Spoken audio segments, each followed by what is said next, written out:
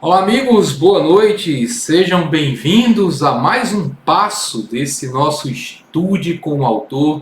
Estamos analisando o meu livro de Direito Tributário na 14ª edição. Peço que prestem bastante atenção às dicas que nós estamos dando, principalmente aos pontos em que houve mudança nessa 14ª edição. A gente já analisou 6 capítulos deste livro, uma mini aula a respeito de cada um dos capítulos, e uma indicação dos pontos aos quais você deve dar atenção quando estiver estudando cada um desses capítulos. Nós vamos agora tratar de um capítulo relativamente curto, que é o capítulo referente a crédito tributário e lançamento. Olha só, se na aula passada, na live passada, nós dissemos que a obrigação tributária é o coração do direito tributário, porque na realidade o que, por exemplo, os auditores da Receita Federal, dos FIIs estaduais, municipais, do DF fazem é verificar se fatos geradores aconteceram. Na realidade, quando eles descobrem que sim, que sim, aconteceram e o contribuinte não cumpriu sua obrigação, o que esses auditores, essas autoridades competentes para cobrar o tributo vão fazer é lançar o tributo. O lançamento é o procedimento mediante o qual a Fazenda Pública cobra o crédito tributário. Se a gente for olhar para o artigo 142 do CTN, ele tem um conceito de lançamento que todo mundo que estuda para concurso público deve memorizar. Eu não vou ser romântico ao ponto de dizer que você deve apenas entender, alguns pontos têm que ser memorizados. Certo? Esse artigo 42 é fundamental. Ele fala que compete privativamente à autoridade administrativa constituir o crédito tributário pelo lançamento. Assim entendido, olha a expressão, assim entendido, ou seja, entendido como lançamento.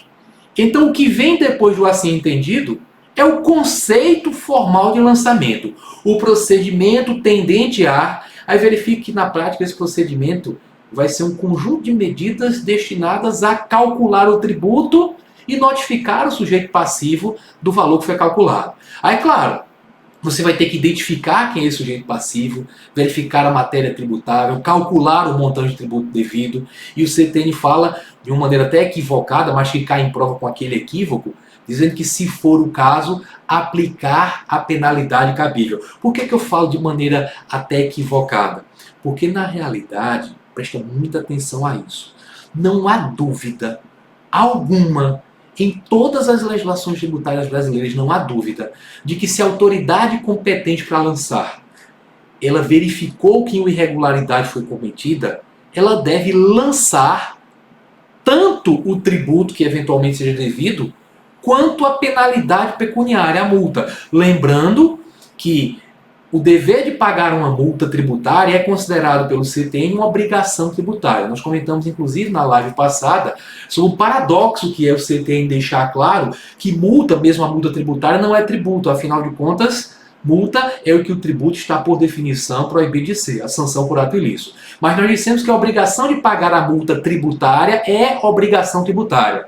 Então, quando a autoridade competente verifica, por exemplo, que o sujeito não declarou determinado rendimento e que, portanto, deixou de pagar 50 mil reais de tributo, então, esse sujeito vai ter contra ele um lançamento dos 50 mil reais e o lançamento da multa correspondente. De forma clara, eu quero que vocês percebam que a autoridade competente para lançar é também competente para aplicar a penalidade pecuniária.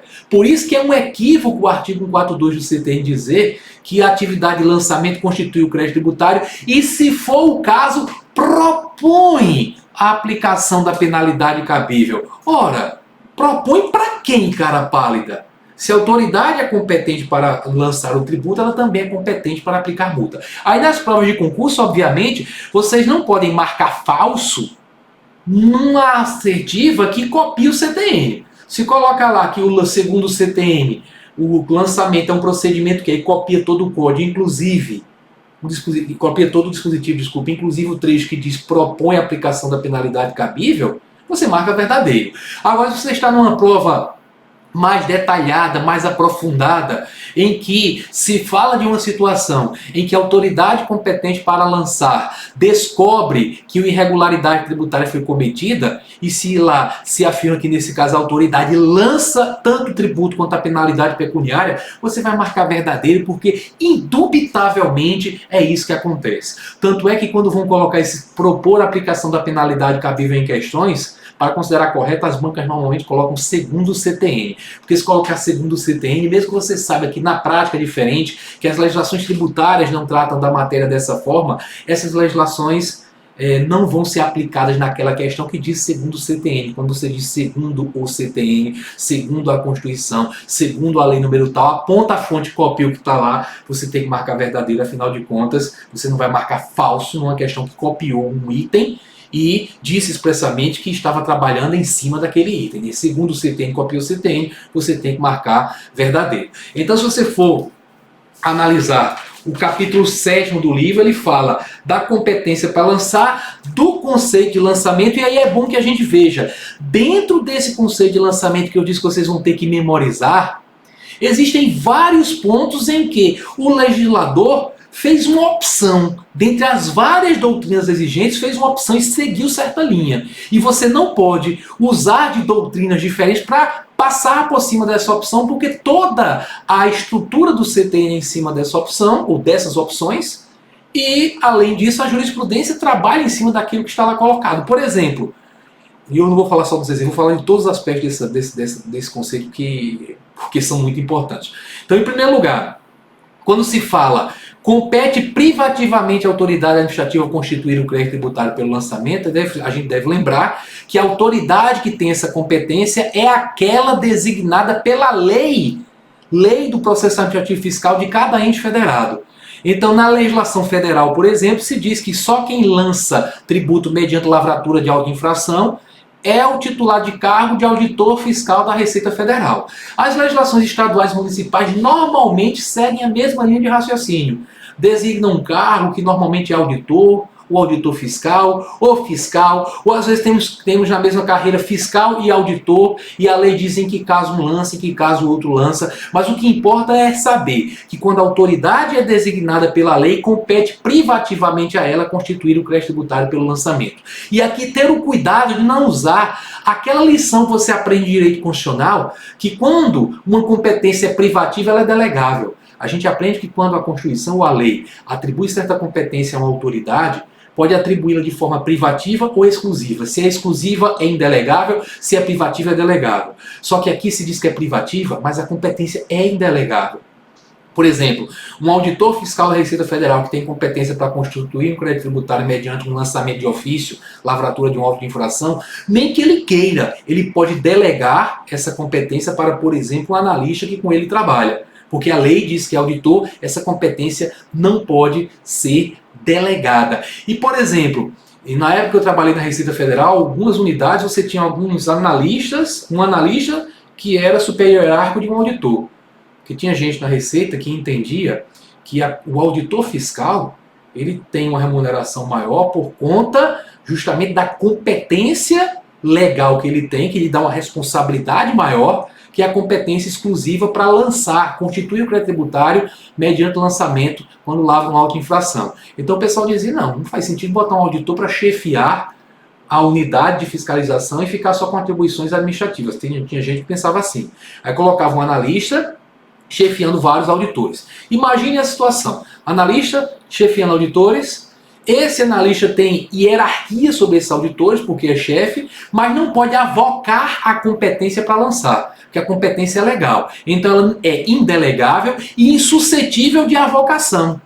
Então a competência de natureza exclusiva, tecnicamente seria melhor se fosse chamada de exclusiva, mas o CTN de 66 usou a palavra privativa. Então compete à autoridade administrativa, privativamente, constituir o crédito tributário pelo lançamento. Vejam aí a presença importantíssima da palavra constituir.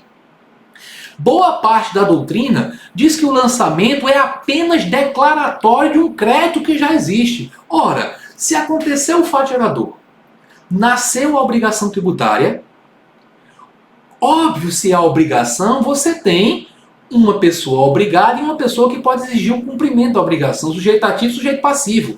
Tem um credor e um devedor. Se há credor e devedor, é porque já há crédito. Falta calcular, liquidar, saber qual é o valor exato. Então, quando chegou o 1º de janeiro, ocorreu o fato gerador do IPTU, já nasceu a obrigação tributária relativa a esse imposto. Ora, a autoridade administrativa vai calcular o valor do IPTU, calcular qual o valor do crédito que já existe. Assim diz a doutrina. Mas assim não é o que consta do CTN. Não consta dessa forma. O CTN diz constituir o crédito tributário pelo lançamento. Então o lançamento não é como a sentença do juiz na ação de investigação de paternidade, que declara que Zezinho é filho de Zé. Zezinho sempre foi filho de Zé. O juiz não torna uma criatura filha da outra. O juiz, quando decide na ação de investigação de paternidade, apenas declara uma situação que já existia. O lançamento não declara o que já existia, um crédito que existia anteriormente, como defende parcela da doutrina.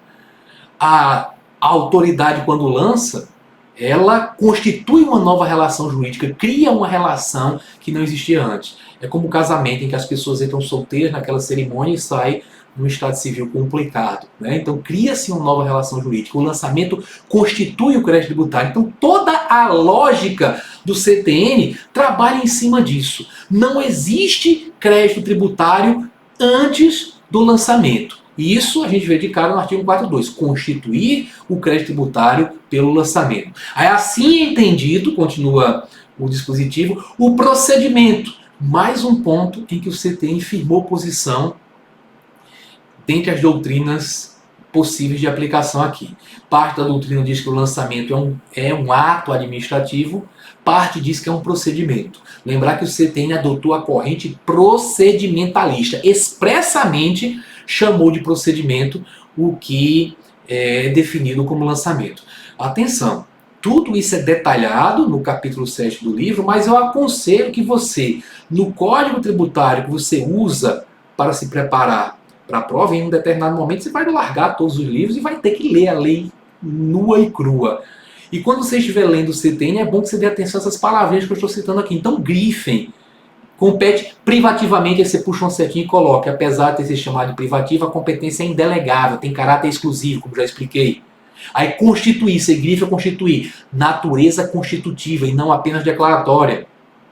Aí assim do procedimento, você grifa procedimento, não é ato administrativo.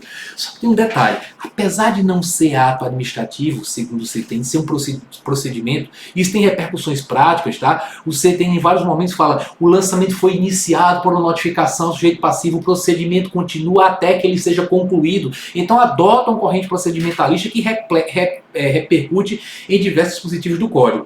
Mas em vários momentos você se baseia na teoria dos atos administrativos para fazer algumas análises. Por exemplo, quando você vai analisar se um lançamento é válido, você analisa pensando como um ato administrativo naqueles aspectos. Usando aqui a teoria do Eliros Meirelles, né? Um ato administrativo tem seus requisitos de validade, são 5, competência, forma, finalidade, motivo e objeto. Sei que tem doutrinadores falando diferentes, né? Maria Silva não fala em competência, fala em sujeito, competente. Mas vamos lá. Você vai analisar também sobre esse aspecto o lançamento tributário. Obviamente, se foi um analista administrativo que fez o lançamento e só o auditor poderia lançar, o lançamento é nulo por vício de competência. Então você tem que fazer aí esse cotejo, usar algumas coisas da teoria do ato administrativo, mas se em prova perguntarem se é ato ou procedimento, você diz que é procedimento. Se é constitutivo ou declaratório, você diz que é constitutivo. Agora, quanto a essa história de ser constitutiva, que até me aproximei mais de você para chamar a atenção de um detalhe. Tá? Já teve questões que falaram que o lançamento teria uma natureza mista, como também explico no livro, até exibo a questão, porque quanto ao crédito, constituir ou declarar o crédito, indubitavelmente, para termos legais para efeito de prova, ele é constitutivo. Só que o lançamento, ele constitui o crédito e declara uma obrigação. Vejam só, crédito sem obrigação é algo que nunca deveria acontecer. Quando acontece é porque o fiscal pirou o cabeção, o auditor pirou o cabeção. O cara lançou um tributo sem que houvesse a obrigação tributária. É o auditor que ingressou lá na livraria Saraiva e fez uma autuação porque o cara estava vendendo CDs e DVDs com música nacional sem pagar ICMS. Esse cara estudou para o concurso antes da emenda que criou a imunidade musical, não estudou mais e fez uma autuação cobrando um tributo cujo fatiador não aconteceu, porque não acontece fatiador quando existe uma imunidade. Então, nesse caso, você tem um crédito tributário, mas é aquele crédito que a gente diz que é um crédito com existência meramente formal. Existe no papel, porque uma autoridade competente lançou. Existe no papel, mas não deveria existir. Então, o lançamento constitui o crédito, mas para constituir o crédito, necessariamente, ele tem que declarar a obrigação. Se você, por exemplo, pegar um auto de infração lavrado por um auditor fiscal, você vai ver esses dois momentos, o da declaração da obrigação e o da constituição do crédito, você vai percebê-los claramente até pelos tempos verbais. O auto de infração começa sendo redigido em tempo pretérito. No exercício das atribuições de auditor fiscal da Receita Federal, ingressei no estabelecimento tal, requisitei tais livros, analisei tais coisas, e aí vem a parte importante. Detectei ou verifiquei que no dia tanto, o contribuinte recebeu determinado valor. Então houve faturamento, ele faturou, ele teve lucro, certo? Ele comercializou. Então vejam, faturou, faturador de COFINS, PIS, teve lucro, faturador do imposto de renda. Se estivermos tratando de fiscalização estadual, comercializou certa mercadoria sem nota, vendeu mercadoria, aconteceu o faturador do ICMS. Então ele tem que dizer que no mundo concreto aconteceu aquilo que a lei define como faturador tributário, o tipo tributário. Então ele diz que aquilo aconteceu. Claro que ele tem que dizer isso, porque senão ele não pode constituir o crédito. Então ele verifica a ocorrência do fato gerador, declara que esse fato aconteceu e chega ao tempo presente, a audição muda o tempo verbal. Em face do exposto, o auditor adora o em face do exposto. Constitua, olha o tempo presente, o crédito tributário dos montantes abaixo indicados. Aí vai dizer qual é o montante do tributo, de multa, de juros. Então você vê esses dois momentos. E você, prestando atenção nesse artigo 142, é um artigo que a gente tem que ler várias vezes, sob diversas óticas. Né? Vamos lê-lo novamente. Compete privativamente à autoridade administrativa constituir o crédito tributário pelo lançamento. Assim entendido, o procedimento tendente a verificar a ocorrência do fato gerador. Preste atenção, verificar a ocorrência do fato gerador. Aí você vai ver que ele vai verificar e declarar que isso aconteceu. Então declara a obrigação e constitui o crédito. Por isso já se colocou em prova que o lançamento teria natureza mista, certo? Então verificar a ocorrência do fato gerador e aí continua com um procedimento que vai culminar quando você lê o dispositivo. Claro que ele não fala da notificação. Lembrar que a notificação não faz parte do lançamento. Assim como a notícia que saiu na imprensa não faz parte do fato. A notícia é a comunicação de que aquilo aconteceu. A publicação no Diário Oficial não é o ato em si, é a comunicação de que determinada coisa aconteceu, de que determinada pessoa foi nomeada. Só que a nomeação só tem efeito depois de publicada, né? Aqui é a mesma coisa. O lançamento é um procedimento que você identifica o fato gerador, identifica o contribuinte, né, o sujeito passivo, verifica o fato gerador aconteceu, calcula o tributo devido. Se for o caso, aplica a penalidade cabível, aí o código termina por aí. Mas, na realidade, para que esse lançamento gere efeito, é necessário que haja a notificação de lançamento. Cujo maior exemplo é aquela cartinha que a gente recebe anualmente, cobrando o IPTU e cobrando o IPVA. Alguns estados, mas nem notificam dessa forma, dizem que você tem que fazer a busca na internet, mas isso é uma outra história. Então, dentro desse capítulo 4, dê atenção especial aos pontos que detalham esse capítulo 4, não, desculpa, esse capítulo 7, detalham esses aspectos referentes ao lançamento. Depois, mais à frente, o CTN vai tratar, e aqui eu trato nos itens 7.1.3 e 7.1.4, de questões temporais quanto ao lançamento. Lembrar que o lançamento é feito num determinado momento na linha do tempo, mas sempre se referindo ao passado. Tanto é que eu falei para você que o próprio auto de infração começa em tempo pretérito falando da ocorrência do fato gerador. Eu disse a vocês na live passada que é no momento do fato gerador que o espermatozoide encontra o óvulo. Ali é que nasce a obrigação tributária e todo o resto só deve existir se esse momento inicial aconteceu. Inclusive o lançamento só deve existir se o espermatozoide encontrou o óvulo, se aconteceu o fato gerador. É por isso que esse momento do fato gerador vai definir várias coisas na linha do tempo. Quando você for lançar, pode lançar 3 anos depois. Tem o prazo cadencial para lançar, pode lançar 3 anos depois. Mas você vai usar a legislação que estava em vigor na data do lançamento, mesmo que ela tenha sido revogada. E aqui muito cuidado, pessoal, com o aspecto temporal. Quando a gente estudou o capítulo relativo à legislação tributária, eu falei para vocês que a legislação tributária ela pode retroagir em 2 casos, né, quando é expressamente interpretativa e quando é melhor para o infrator. Mas lembrem, essa história de ser melhor só vale em matéria de infrações. Então, se você comete uma infração quando a multa é de 30% do valor do tributo, e quando vão lançar a multa é de 20%, vão ter que lançar 20%, porque a legislação melhor retroage. Isso não vale para o lançamento do tributo, só vale para o lançamento da multa. Porque quanto ao tributo, não tem essa interferência, ou essa influência, uma palavra melhor, do direito penal. Aquela história do direito penal tributário sofrer influência, desculpa, o direito tributário penal sofrer influência do direito penal, vale para matérias de infrações. Aquelas influências, né? Interpretação mais favorável, a retroatividade da lei melhor, mas quanto ao tributo não existe isso. Se na data da ocorrência do fato gerador a alíquota do imposto de renda é de 27,5%, o cara não pagou o tributo, a Receita Federal só descobriu 3 anos depois, e quando descobriu a alíquota tinha caído para 25%, ela vai ter que aplicar 27,5%. Não importa se a lei foi modificada, revogada, se hoje é um outro tributo, descobriu-se que aquilo aconteceu no passado, lança-se com a legislação da data do fato gerador. Ok? Inclusive, deixa eu sintetizar aqui para vocês 3 coisas quanto ao elemento temporal da legislação. Legislação aplicável. Quando você vai lançar o tributo, lembre, usa quanto à infração a legislação melhor. A lei melhor retroage. Então pega de toda a linha do tempo qual é melhor. Quanto à multa, né? Desculpa, quanto à aplicação da penalidade. Então, quanto a infrações, usa a legislação melhor. Quanto ao tributo, usa da data do fato gerador. E quanto ao procedimento, usa a legislação que estiver em vigor na data do procedimento.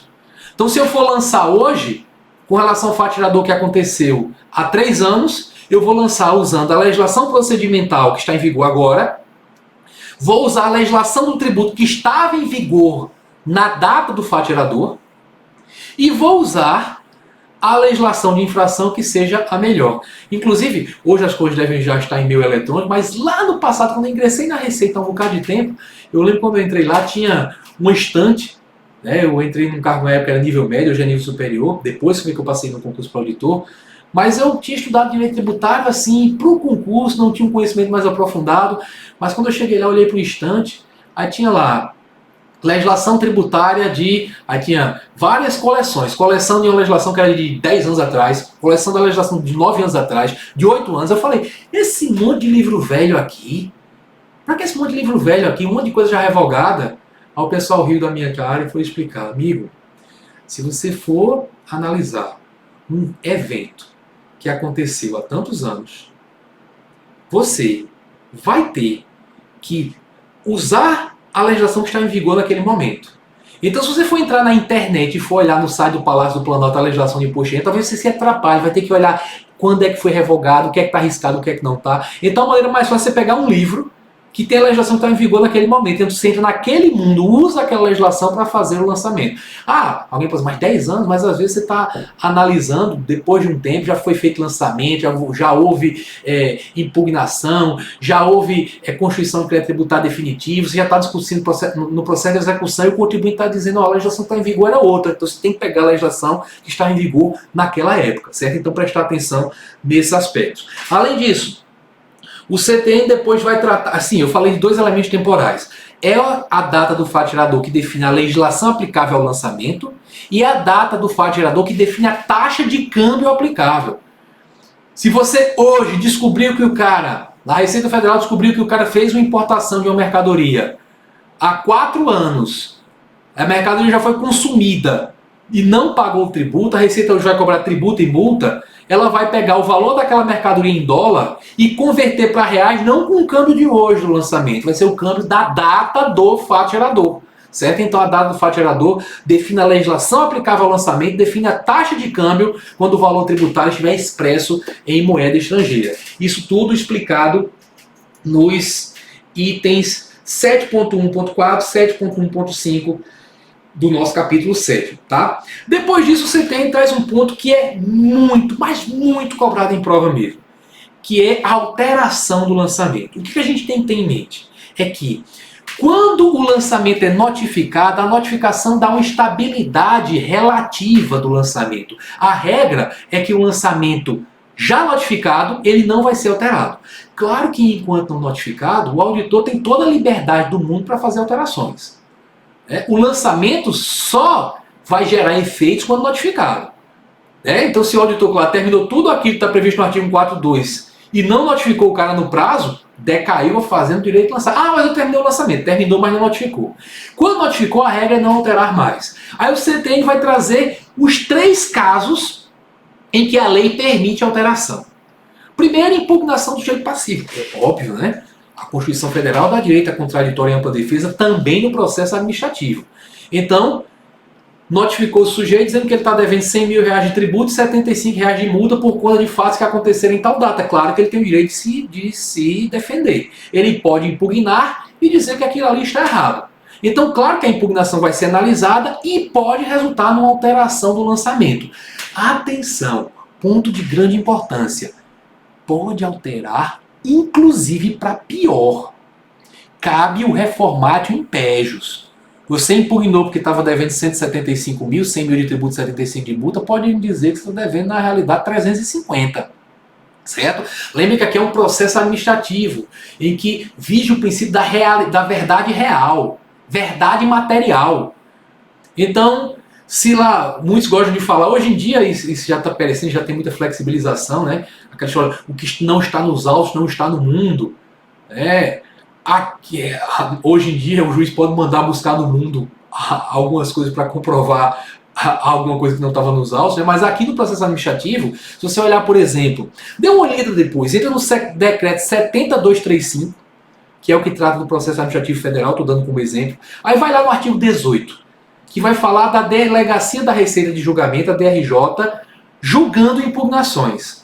Você vai ver que as autoridades julgadoras poderão, ou de ofício, ou até a pedido do próprio impugnante, poderão determinar que sejam realizadas diligências. Então o cara impugnou e disse, está errado isso, aquilo outro, eu quero que façam certas diligências. A autoridade julgadora, claro que ela não vai fazer a diligência, ela vai descer para a autoridade lançadora fazer aquelas diligências necessárias. Então, vão ser feitas as diligências e pode acontecer de, na análise dessas diligências, a autoridade perceber, opa, realmente não são 100 mil reais de tributo, são 200 mil.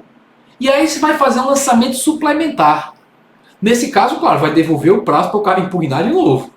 Certo? Mas vejam que da impugnação resultou reformatio impejus, verdade material. Não é admissível que se faça uma diligência, se perceba que o tributo foi lançado a menor e se diga, não, aqui não cabe reformatio impejus, não cabe reformar para piorar. Não, cabe sim reformatio impejus. Tá? Isso aí é explicado no item 7.1.5.1 do livro. Dê uma olhadinha no artigo 18, principalmente no parágrafo 3º desse artigo 18 do decreto 7235, eu também cito no livro, para que você veja que lá se fala especificamente da possibilidade de lançamento suplementar como resultado dessas diligências. Ok? Depois fala que pode ser alterado em virtude de recurso de ofício, que na realidade é aquele reexame necessário.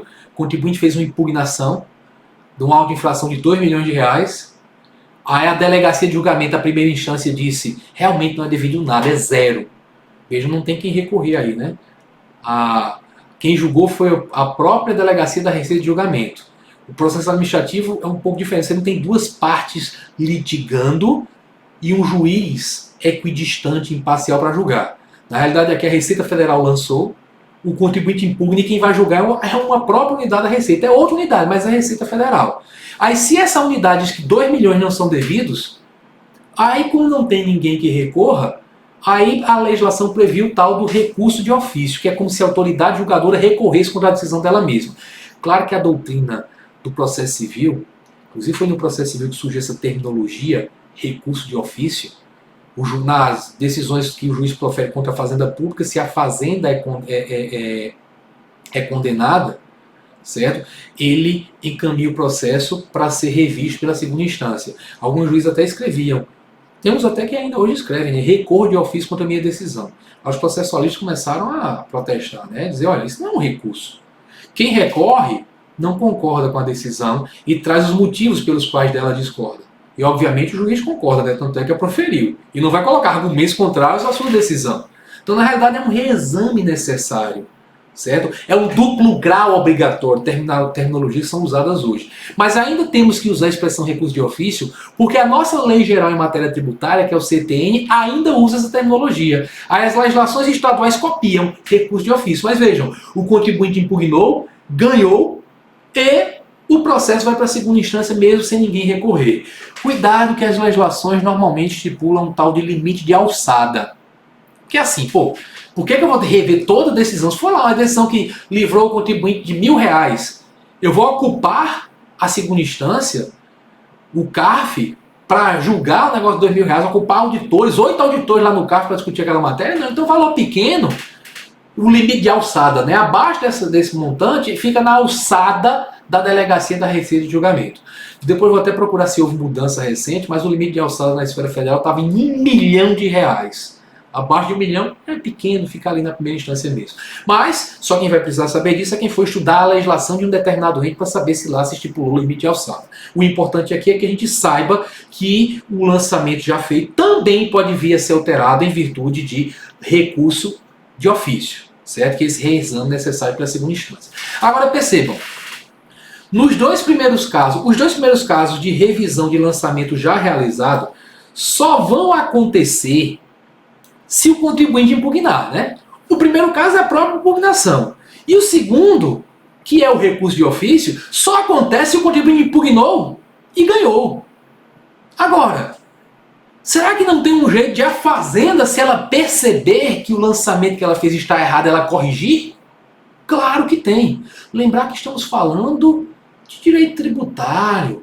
Eu sempre lembro que direito tributário é filho do direito administrativo. Um filho ganha uma autonomia, um filho mais bonito do que o pai, no meu entender, mas lida-se com a atividade administrativa da fazenda pública de cobrar tributo, certo? Então, claro que aqui vale também o princípio da autotutela. Lembra da súmula 473 do Supremo, que a fazenda deve, lá se fala pode, a gente sabe que ela deve revogar seus atos quando são inconvenientes ou inoportunos, deve anulá-los. Principalmente na parte de anular, que é ato vinculado, deve anular quando o ato é ilegal. E claro que tem um meio termo. Corrigir um ato que tenha sido praticado e que tenha vícios sanáveis. Então, se o lançamento foi feito de maneira equivocada, ora, a fazenda deve corrigir. Então, a terceira hipótese de revisão de lançamento já notificado é a iniciativa de ofício da autoridade administrativa, que é feito naqueles casos do artigo 149 do CTN. Se for olhar o artigo 149, ele tem um monte de inciso. Mas eu resumo esse artigo 149 para você facinho, em duas situações. São vários incisos. O primeiro inciso, eu costumo brincar dizendo que o primeiro inciso do artigo 149 é o que diz que a água molha, é o inciso mais óbvio do CTN.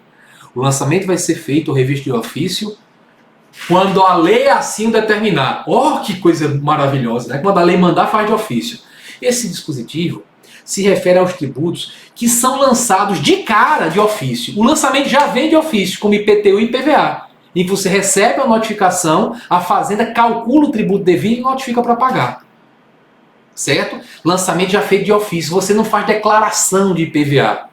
Você não faz declaração de IPTU. A fazenda pega os dados que tem e de ofício lança o tributo. Uma das modalidades de lançamento. Certo? Todos os outros casos do artigo 149, eu falei aqui resumindo duas situações. O inciso 1 é quando a lei já manda que faça. Todos os outros incisos são para corrigir erros, omissões, né, ilícitos graves praticados pelo contribuinte. Então, se a fazenda descobre que houve fraude, vai corrigir de ofício o lançamento. Se o contribuinte não declarou, o lançamento não foi feito por declaração, o cara, por exemplo, vem lá do exterior com um monte de produto eletrônico, não declarou nada para a alfândega, Então a alfândega passa a mala dele no raio-x e fica toda pintadinha. Quando a alfândega abre a mala do cara, tá cheio de iPhone, iPod, iPad, iPin, tem tudo lá dentro da mala dele, o cara não declarou. Então a fazenda vai fazendo lançamento de ofício, porque houve omissão do sujeito passivo no seu dever de identificar o que estava trazendo e fazer o pagamento do tributo. Certo? Então o lançamento de ofício ou porque de cara já é feito de ofício, ou para corrigir erros e omissões em lançamentos que poderiam ser feitos noutras modalidades. Tá? Então, lembrar que o terceiro caso de alteração de lançamento envolve todos esses erros ilícitos, omissões que foram praticados em outros lançamentos, a autoridade revê de ofício. Lembrar de 2 limites a isso, muito cobrados em prova. Tá? Primeiro, a autoridade só pode rever de ofício dentro do prazo que ela tem para lançar. Se ela tinha 5 anos para lançar, o prazo está andando. Se ela fez o lançamento, o prazo está andando para que ela eventualmente reveja de ofício. Então, o lançamento a revisão de ofício não pode ser feita quando esgotado o prazo da Fazenda Pública, é o que diz o parágrafo único do artigo 149. Ou seja, quando já houve decadência do direito de lançar. E o outro ponto, o outro caso, a outra limitação à revisão de lançamento de ofício, ela é muito cobrada em prova quando a banca quer cobrar jurisprudência que é aprofundada, que é a regra do artigo 146, que é mal redigido esse artigo 146, mas toda a doutrina e jurisprudência aponta no sentido que é uma regra que impede a revisão do lançamento em virtude do erro de direito. Eu digo erro de direito, porque boa parte da doutrina diz que essa expressão não é muito boa, na realidade não é bem um erro. O que acontece é o seguinte: se o lançamento foi feito adotando certos critérios de determinada interpretação da norma, se a autoridade administrativa depois, vendo como está se comportando a jurisprudência, ou pelo influxo de doutrinas novas, com uma reunião, com análise, diz, olha, o critério que a gente está usando não é muito bom, vamos mudar o critério.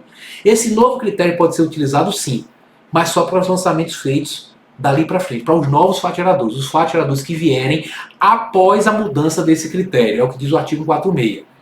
Ou seja, não pode ser usado para revisar lançamento já feito.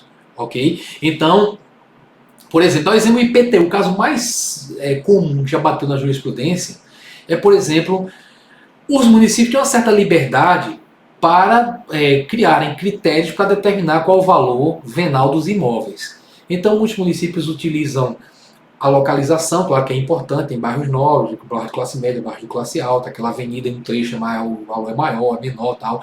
Padrão de acabamento, mesmo sendo no mesmo trecho da mesma localidade, um imóvel tem um padrão de acabamento de luxo, claro que isso repercute no valor venal do imóvel. Aí o que é que acontece? Suponho que o município adotou uma classificação do padrão de acabamento como padrão de acabamento simples, mediano e luxo. Aí, na realidade, o valor do imóvel é mais alto quando o acabamento é de luxo. Aí o município analisou o imóvel e disse que o padrão era mediano, porque o imóvel está, por exemplo, o acabamento é em granito, mas o granito está todo bagunçado, todo mal instalado, mal colocado. O fiscal olhou isso, granito é luxo, mas como está mal feito, vou colocar mediano. Aí depois a fazenda disse, olha, a gente não pode ficar analisando se uma coisa está bem instalada ou mal instalada. A gente vai adotar o critério agora, se é granito, é luxo. Aí o que é que acontece? Aquele imóvel, já houve o lançamento considerando o padrão de acabamento mediano, pode mudar com base nos nossos critérios, publicou os critérios, tudo bonitinho, pode mudar? Pode, mas dali para frente. Não pode rever o lançamento que já foi feito. Agora, muita atenção mesmo, para não confundir, tá? Se por um acaso a fazenda lançou o tributo, dizendo que o acabamento era mediano, sabendo que o acabamento do piso daquele apartamento, daquele prédio todo usava cerâmica, o apartamento era todo em cerâmica, fachada, piso, tudo cerâmica conforme entregue. Aí o que aconteceu? Eles fizeram uma obra e colocaram tudo em granito. A fazenda não foi avisada. Então a fazenda, de posse dos dados, isso é cerâmica, lançou novamente com acabamento mediano. Depois a fazenda descobriu que no ano anterior já estava em granito. Pode rever o lançamento? Pode. Porque aí não é um novo critério. Não mudou o critério. Não mudou a interpretação. É erro de fato. Então, lançamento pode ser revisto com base em erro de fato? Sim, sem dúvida.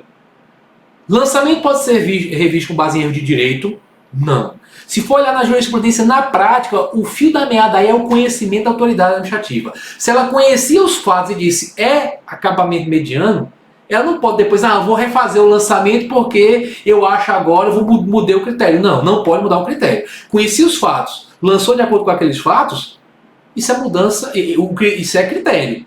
Vai mudar os critérios dali para frente, ok? Agora, se por um acaso ela não conhecia os fatos, então ela lançou achando que era granito, achando que era cerâmica, mas era granito, aí pode fazer a revisão do lançamento, que aí seria a revisão com base em erro de fato. De fato, aquilo ali não era mais cerâmica, era granito. É essa lógica que está toda explicada e eu peço uma atenção especialíssima a esse item 7.1.6 do livro, em que eu coloco erro de direito e erro de fato.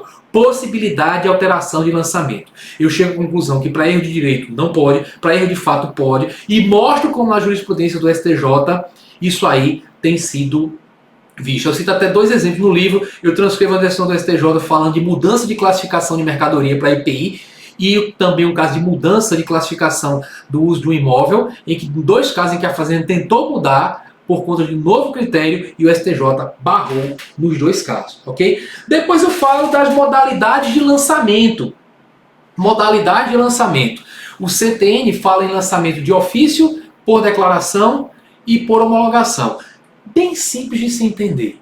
Para você classificar um lançamento como uma dessas modalidades, basta você ver o quanto o sujeito passivo, contribuinte, por exemplo, participa dessa atividade que é privativa da autoridade administrativa.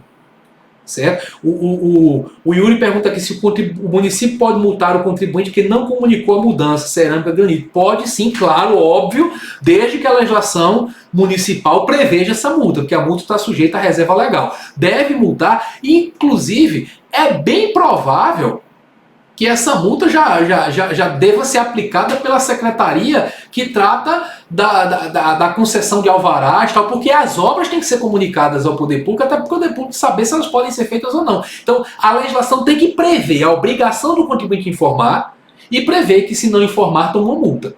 Certo? Sem dúvida alguma. Ok? Então, o contribuinte deve ser multado, mas a legislação tem que trazer previsão nesse sentido. Mas vamos lá. 3 modalidades de lançamento que você vai classificar de acordo com o grau de participação do sujeito passivo nessa atividade que é privativa do sujeito ativo. Lembra, o lançamento é privativo da autoridade administrativa. Então, quanto é que o sujeito passivo participa? No lançamento de ofício, ele não participa em nada. A Fazenda já tem os dados, com esses dados ela identifica o contribuinte, calcula o tributo devido e notifica para pagar. É o que acontece em IPTU e em IPVA. Atenção, na maioria dos casos. Se você for ver o último tópico desse capítulo, que eu falo em modalidade de lançamento e autonomia, aí eu digo, olha, a gente fala aqui que IPTU e IPVA são lançados de ofício, porque esse é o modelo que a maioria dos municípios adotam. É o modelo ideal. A Fazenda não vai pedir para você ficar fazendo declaração de que você possui um carro de determinado valor, para que com base nessa declaração o poder público analise e calcule o tributo devido e notifique para pagar. Isso não é prático. Não é prático. Agora, pode ser feito isso? Pode.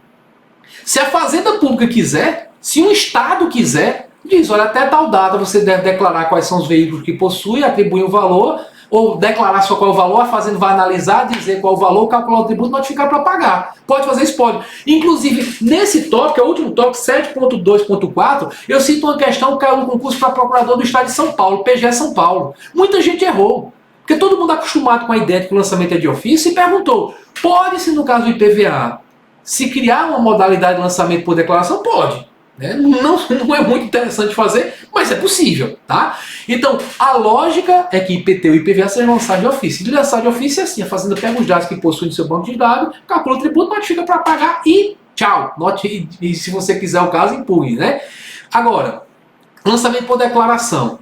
O contribuinte dá os dados necessários para a Fazenda Pública lançar. Declara as informações de fato para que o poder público aplique o direito, calcule o tributo e notifique o contribuinte para pagar. Atenção! Imposto de renda pessoa física não é lançado por declaração. Estamos inclusive no prazo para lançar. Termina agora no fim de junho, né? Por conta da pandemia, normalmente até o último dia útil de abril, esse ano até o último dia útil desse mês de junho. Termina agora o prazo para declarar. Mas vejam, não é o fato de existir uma declaração na sistemática de lançamento de um tributo que vai fazer com que você automaticamente diga que aquele tributo ele é lançado por declaração. Porque na terceira modalidade, que é o lançamento por homologação, também tem uma declaração. Porque o lançamento por homologação, o contribuinte é que faz quase tudo que a lei define como lançamento. O contribuinte é que se identifica como devedor. É ele que calcula o tributo devido. Ele, inclusive, antecipa o pagamento sem previsão da autoridade administrativa. E a autoridade administrativa vai ter 5 anos contados da data do faturador para verificar se o pagamento é correto. Conta da data do faturador mesmo. Tá? Olha o artigo 150, parágrafo 4º. Que a lógica diria que se a fazenda vai ter um prazo para analisar se um pagamento está correto, iria contar do pagamento. Mas não, conta do faturador. Então, 5 anos do faturador. Só que percebam, um contribuinte calculou que em determinado mês deve R$ 53.242 de ICMS. Calculou e pagou isso. O poder público tem, da data daquelas vendas, que é quando aconteceu o faturador, tem 5 anos para verificar se aquele pagamento está correto. Como que o poder público vai verificar? Ele tem que saber quanto é que o contribuinte vendeu de mercadoria, qual foi a alíquota que ele aplicou. Então vai ser necessário que o contribuinte declare para o poder público esses fatos. Faça uma guia de informação e arrecadação do ICMS, uma guia, a declaração, certo? No imposto de renda, você calcula quanto deve de imposto de renda e recolhe o carnê-leão, recolhe um valor, chega para entrega para a Receita Federal até o último dia do pagamento do mês, paga um determinado valor de imposto de renda, o fisco vai ter que ver se está correto. Como é que ele vai saber como você calculou seu imposto de renda pessoa física? Ele precisa saber quanto é que você teve de rendimento, quais foram as despesas que você considerou como despesa com educação. Tem gente que, por exemplo, bota curso de inglês como educação. Acho até que deveria ser possível. Mas a Receita só aceita como curso de inglês, como educação, de acordo com a legislação, aquela sequência de primeiro grau, segundo grau, curso superior, pós-graduações, mestrado, doutorado, o que fugir dessa linha, curso de inglês, curso de informática, nada disso é considerado despesa com educação. Então o poder público vai verificar se as despesas que você colocou são dedutíveis, se você omitiu alguma coisa. Então para isso precisa que você faça uma declaração. Então, se existe na sistemática de lançamento de um tributo uma declaração, ou esse tributo é lançado por declaração, o que é raríssimo hoje em dia, ou esse tributo é lançado por homologação, que é o mais comum. Os tributos federais todos lançados por homologação. Os mais importantes tributos do país, como o ICMS, ISS, quando ele incide sobre atividade econômica, normalmente o próprio contribuinte calcula e antecipa o pagamento. Bem mais interessante para o fisco, né?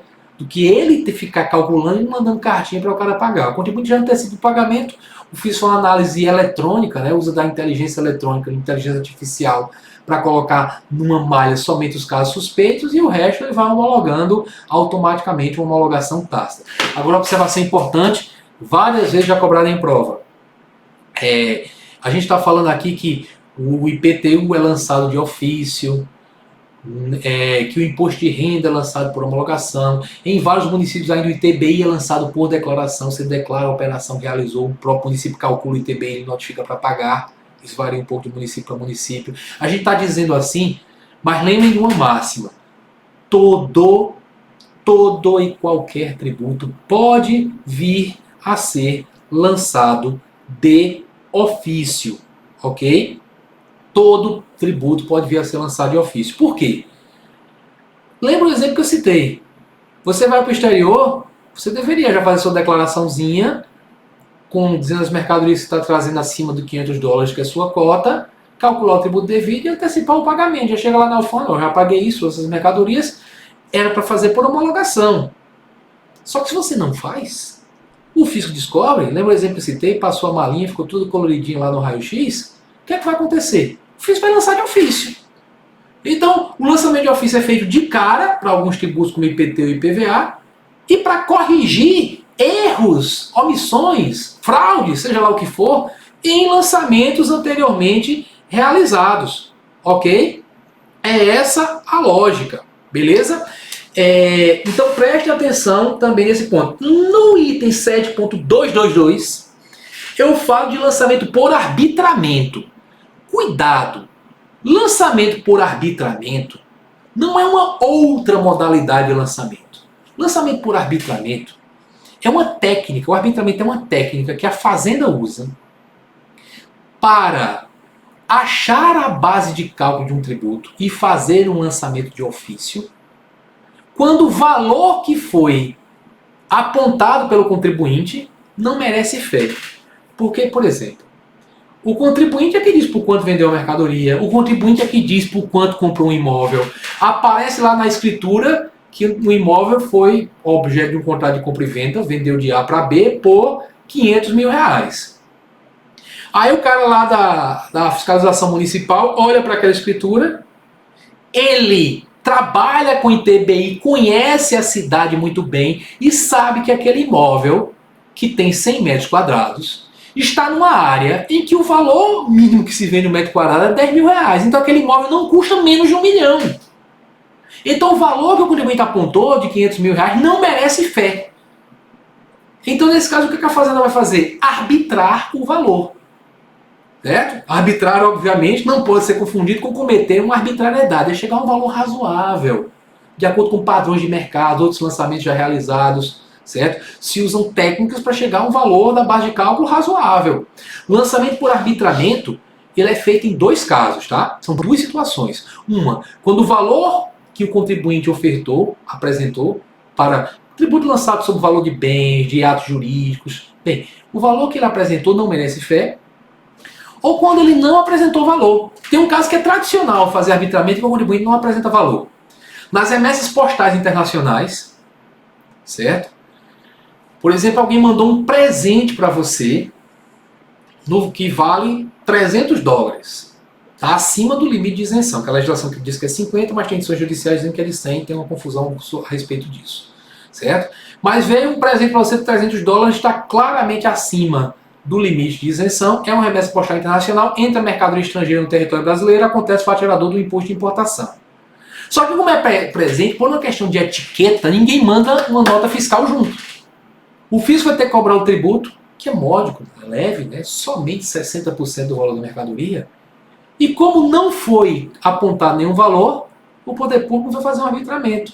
Vai entrar em site na internet, pesquisar qual é o valor normal daquela mercadoria no país de onde ela veio, né, onde ela foi remetida, onde ela foi comprada, e vai fazer o lançamento. Claro que o contribuinte vai poder impugnar, trazer documentos, mostrar a posteriori mostrando que o valor foi outro. Bem, mas é outro caso de arbitramento. É uma técnica utilizada para achar a base de cálculo de um tributo. Uma observação que eu explico bem direitinho nesse mesmo item 7.2.2.2 é que esse arbitramento não pode ser confundido com pauta fiscal.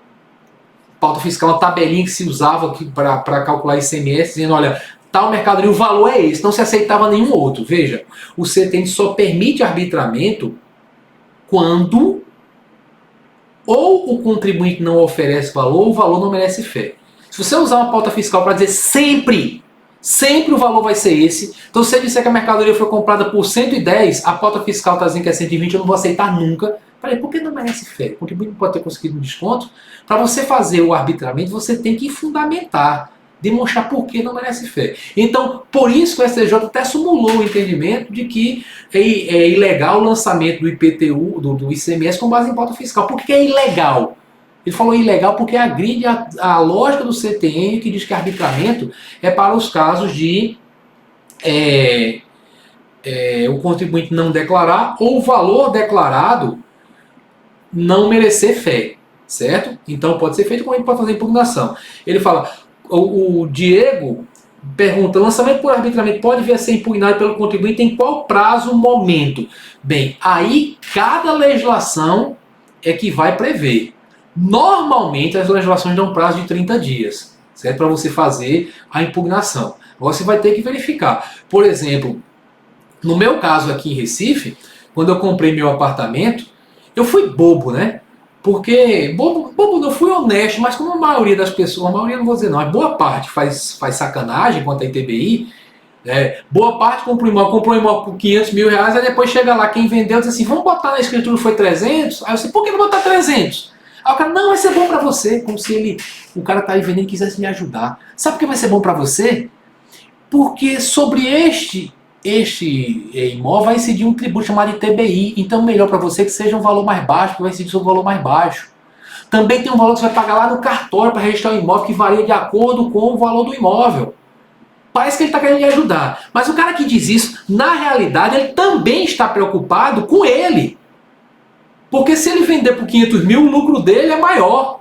Vai ter que pagar mais imposto sobre aquilo. O ganho de capital dele é maior. Certo? Então o pessoal quer fazer uma lavagem aí, ou passar o mico para outro. Paciência. Aí o que acontece? A prefeitura fica sempre querendo, bota na cabeça que sempre quem aparece lá com uma escritura, aquele valor que está na escritura é fictício. Aí foi o que eu fiz. Quando o cara perguntou para mim, vamos botar o valor menor? Não, quero botar o valor menor, não, quero botar o valor que eu comprei. Chegou lá na prefeitura, a prefeitura arbitrou. Aí quando arbitrou, eu olhei, meu amigo, faz o valor certo mesmo. Aí eu levei para casa, como é que eu vou fazer isso? Essa inversão de ônus da prova, como é que eu vou viver com isso? Aí o que eu fiz foi, cheguei no meu prédio, conversei com alguns moradores, aí eu vi que a própria prefeitura tinha arbitrado apartamentos que eram em andar superior, se for diferente o valor, normalmente o andar mais acima é mais caro. Tinha arbitrado um apartamento na mesma época por um valor bem mais baixo. Me dê cópia da sua avaliação, eu impugnei e disse, pô, pelo menos por isonomia, o apartamento é igual, até no andar superior, aí eles baixaram o valor. É difícil mesmo, é muito difícil você conseguir comprovar que o valor é outro, mas você vai tentar mostrar qual é o valor do mercado, o valor razoável para aquele lançamento. Esse é o ponto que a gente trata dentro do lançamento por declaração. A gente mostra que o contribuinte declara o valor de bens, de artes, de serviços, e o fisco pode entender que aquele valor está equivocado, certo? E arbitrar. Só que tem que fundamentar e o contribuinte tem o direito a trazer uma contraavaliação, né? Tanto administrativamente, ou se ele não concordar, leva para a justiça, né? A André deve ter passado por isso, sofrido com isso, ou trabalha com isso, né? Por isso que ela falou, sei bem o que é isso.